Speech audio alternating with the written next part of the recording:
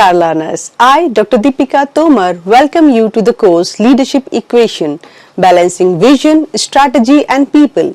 Today we are going to discuss the fifth topic of Module 6 titled as Facilitating Change.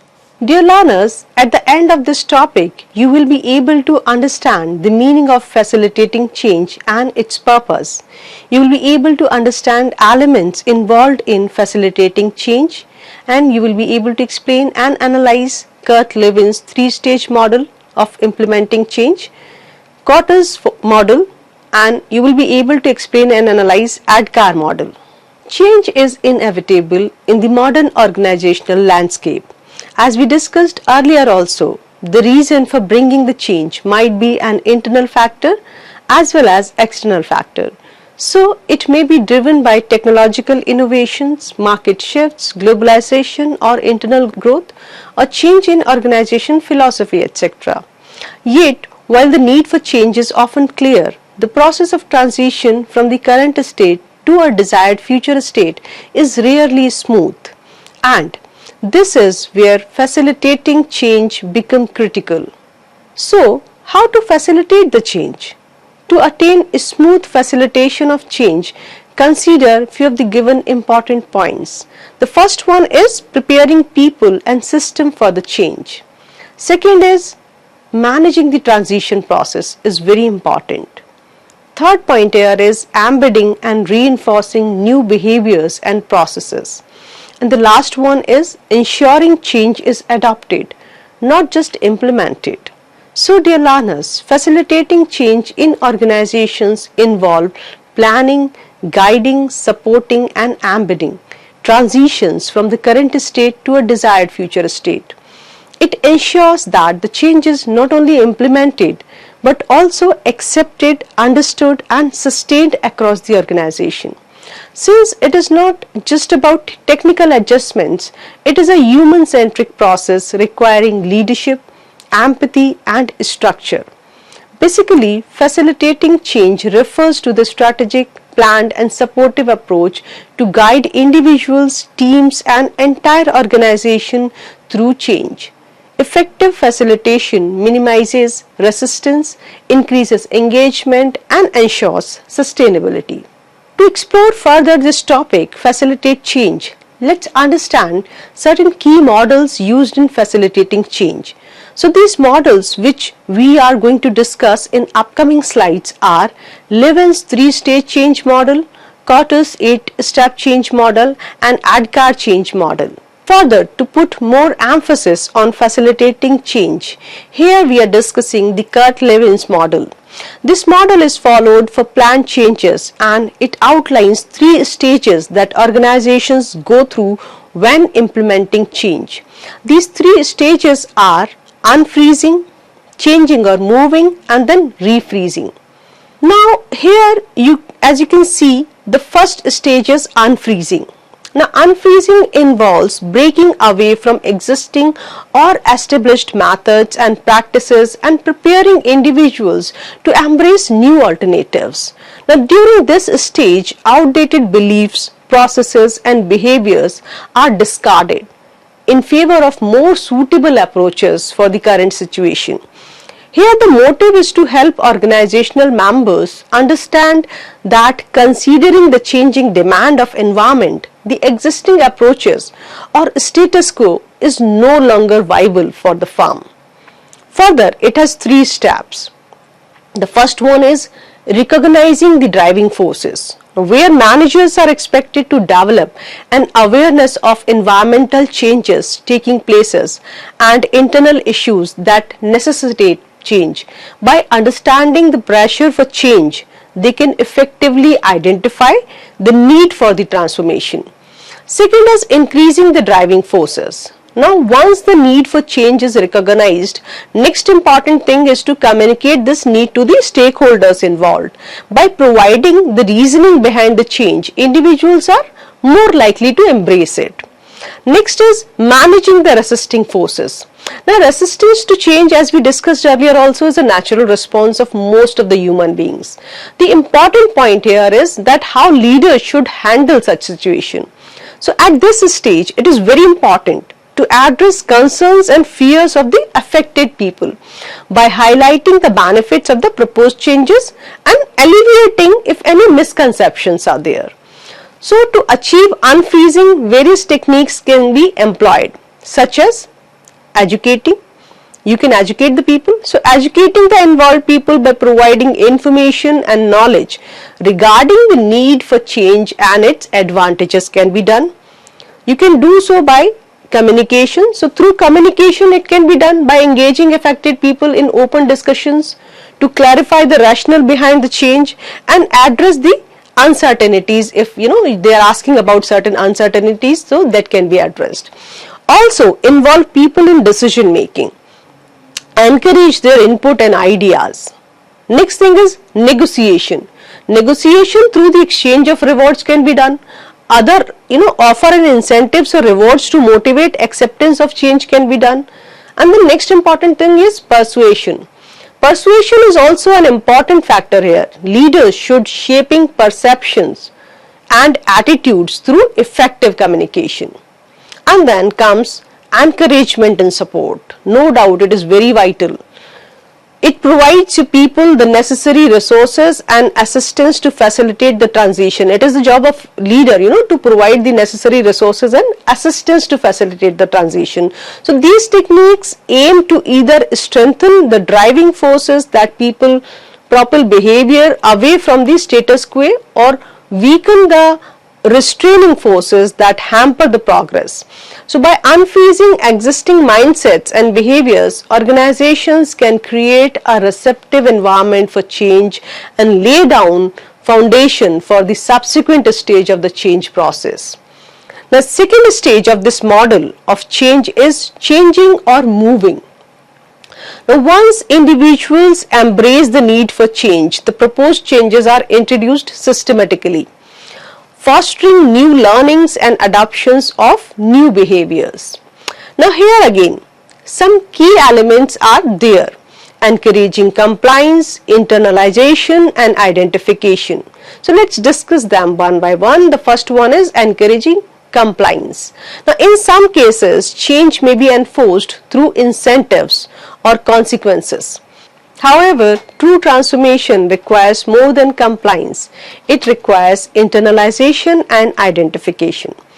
Internalization is identified when change becomes meaningful, when individuals experience situations that call for new behaviors. Through first-hand encounters, they begin to understand the importance of change and gradually internalize new way of behaving.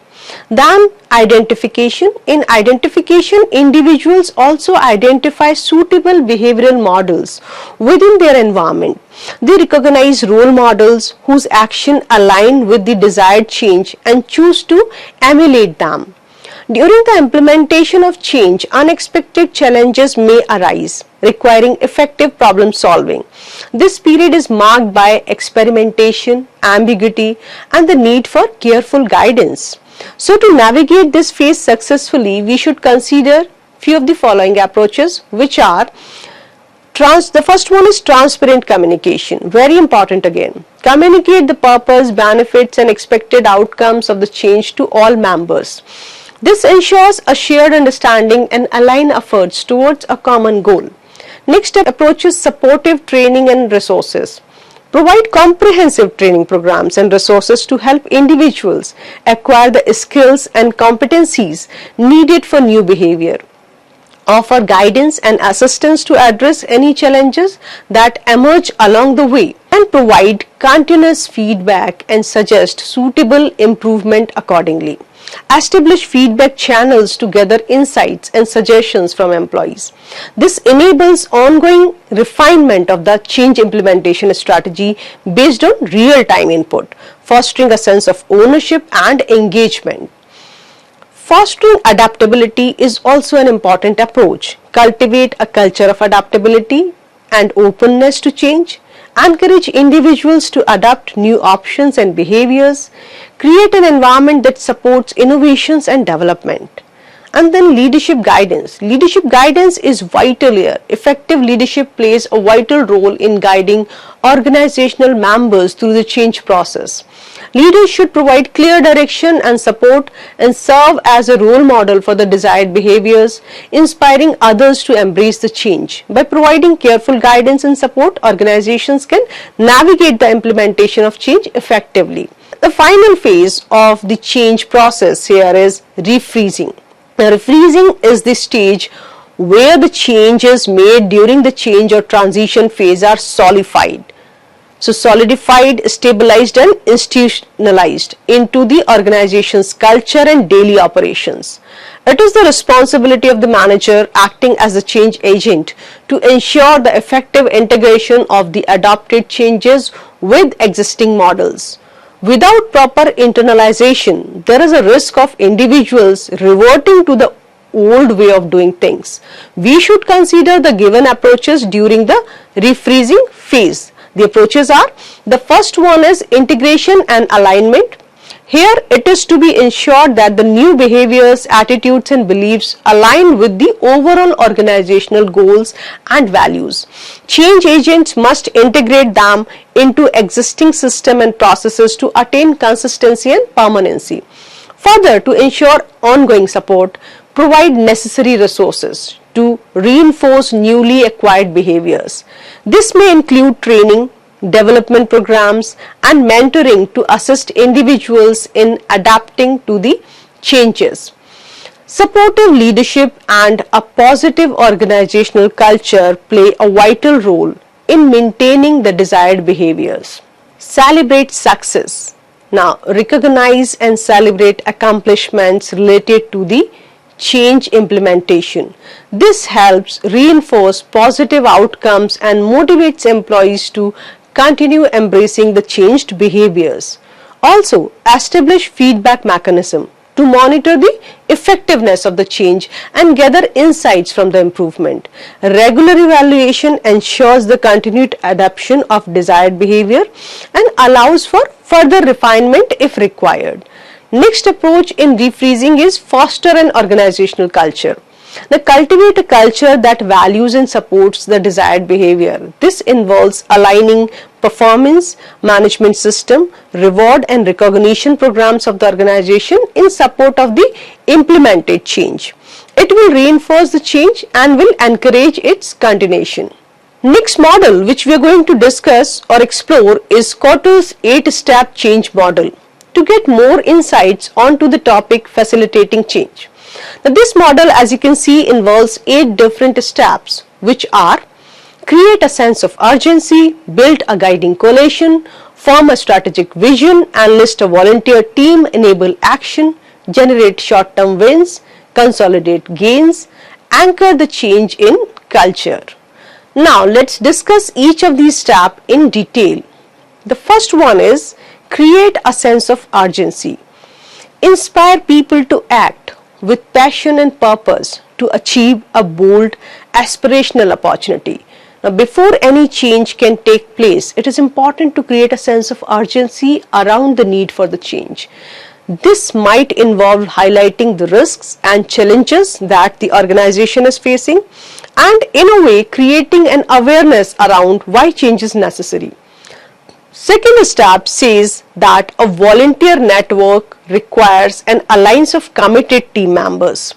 Once the need for change is recognized, it is important to identify suitable members to create a group of influential people who can help to drive the change forward. This coalition should include members from different functional departments and levels within the organization. Thirdly, crafting a strategic vision is very important here. Clarify how the future will be different from the past and make your team realize that how you can make the future a reality through initiatives taken today and link those initiatives directly to the vision.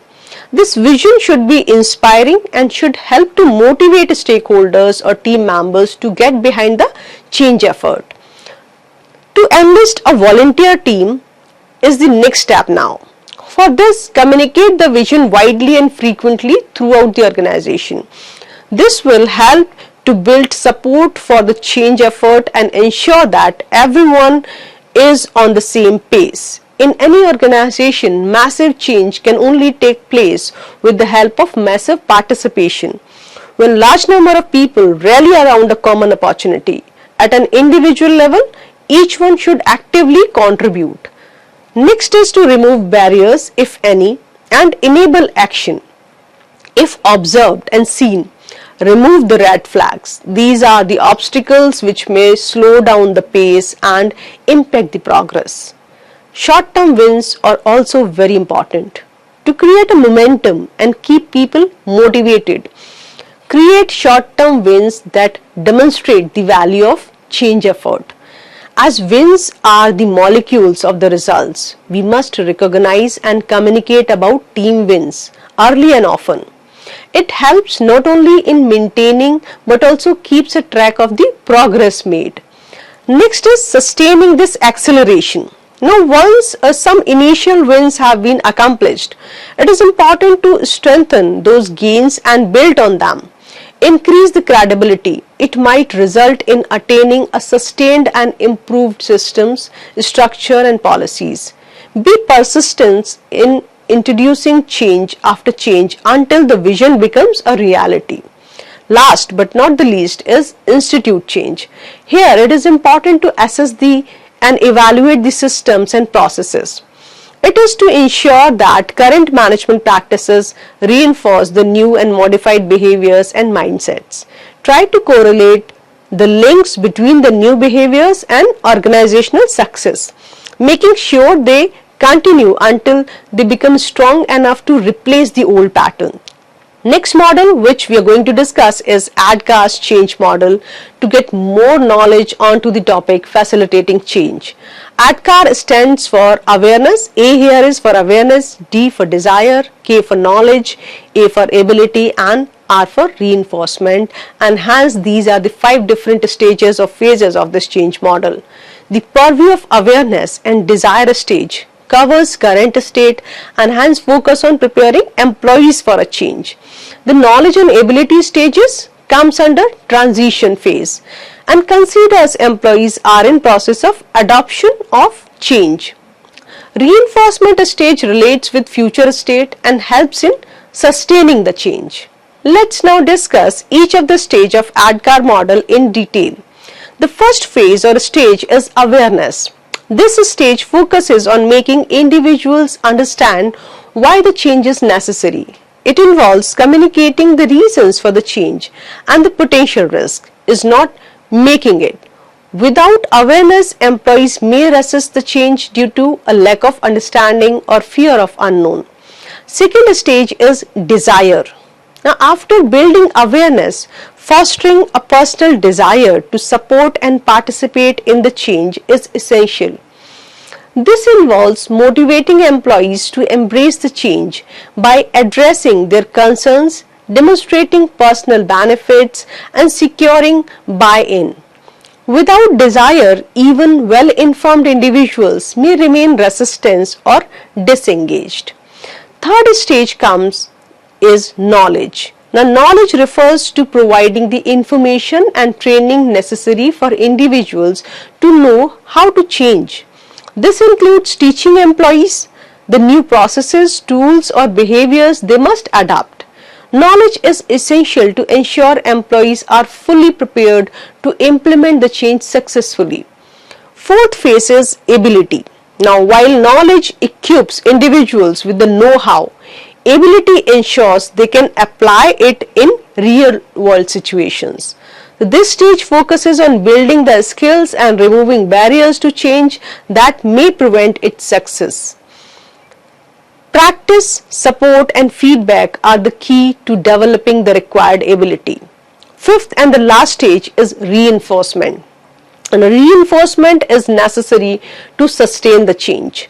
This stage ensures employees follow the new processes and behaviors after the initial change. It involves recognition, rewards and continuous monitoring to prevent regression to old habits and ensure the change sticks long term. So, dear learners, after discussing few of the models on change management, You can understand that organizational change is a normal part of the business organization, but it can be challenging to navigate without a suitable strategic approach. Change management models are essential for organizations to know about because they provide specific guidelines and framework for planning and implementing change effectively.